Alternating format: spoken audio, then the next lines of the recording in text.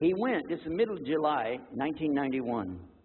He went to the masjid with him again. And by the way, this masjid, Sheikh Mohammed Jabali knows it very well, is on Medina Drive in Arlington, Texas. And that's where they were going to, because we were living in Midlothian, just south of Oak Cliff and south of Dallas. So they didn't come back. All night we're waiting. What happened? Very late they came back.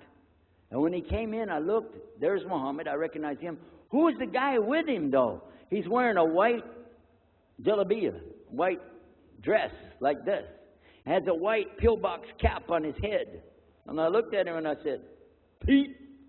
His name was Father Peter Jacobs, but we're not, Catholic, so I don't have to call him Father. I said, Pete, did you become a Muslim? He said, Ashhadu an la ilaha illallah, Ashhadu Muhammad Rasulullah. I said, oh my God. Now I used to have cameras like these cameras right here because we had a television show called Estes Music Jamboree. So I got one of our cameras out, opened it up, set it all up on the tripod, and I was going to interview him and ask him, well, why you went to Islam? What happened? While I was talking to him, though, he fell asleep. So it was still in my mind, and I was thinking, what am I going to do? This is too amazing. Now, here I'm preaching to the people, and I'm trying to change what I'm saying, and here's a priest just became a Muslim. My father's saying it's a good deal. It sounds all right to him. I don't know what to do. So I decided I'll make mashura. I talked to my wife. We have an apartment upstairs. We were in our apartment up there, and I'm telling her, a priest became a Muslim today. What is that? And can you imagine what they were saying about the Quran and saying about this and so and so? All of a sudden, she said, I want to get a divorce. Oh, whoa. It's not the subject, but what happened? She said, no, all this talking about religion and talking about Islam, and so I can see. I said, oh, no. No problem here. No problem. I said, you thought no, I was just observing somebody else. No, I'm not interested. Trust me. I don't want to be with those Muslims. The last thing I want to do is be with a Muslim. No way. Just put your mind at ease. She said, I need a divorce. I said, where are we going with this again? What's the problem with that? What happened? She said, a Muslim can't be married to a Christian. I said, what? No, wait a minute. Hold on. I don't look at me. I'm telling you, I swear I don't want to be a Muslim. Okay? And even if I did, don't you remember what he said? A Muslim man could be married to a Christian woman. It's not a problem. But I'm not saying I won't do. I'm just saying it's not a problem. She said, that is the problem.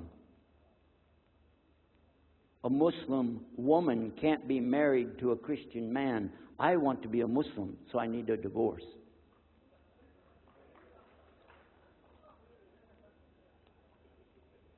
I'll never forget, I was sitting right on the edge of the bed, just sitting there, and I almost fell over. I said, at last, I can tell the truth. I can say it. I didn't realize that she liked the idea. I was afraid. I said, okay, the good news is, I too want to be a Muslim. You know what she said? I don't believe you. I said, no, really. I was just saying that because, but for sure, just so you know, I want to be a Muslim. I've been thinking about it. I want to be a Muslim. We're both going to be Muslim. Alhamdulillah, it's going to be great. Right? You know what she said? I don't believe you because you're either lying right now or you were lying 5 minutes ago when you said you didn't want to be a Muslim. And either way, I don't want to be married to a liar. So get out.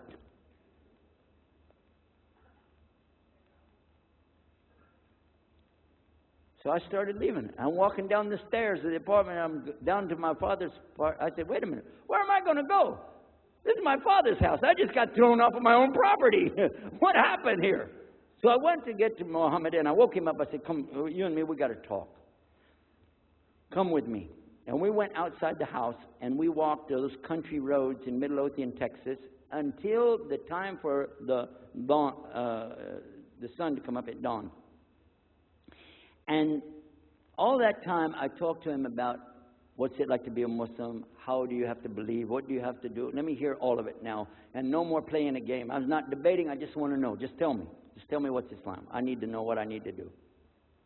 And he told me everything, and I realized this is it. I got to make a decision. This is a big deal, though. And he told me, okay, this is up to you. You have to go make a choice for yourself. I can't help you. I said, oh my God.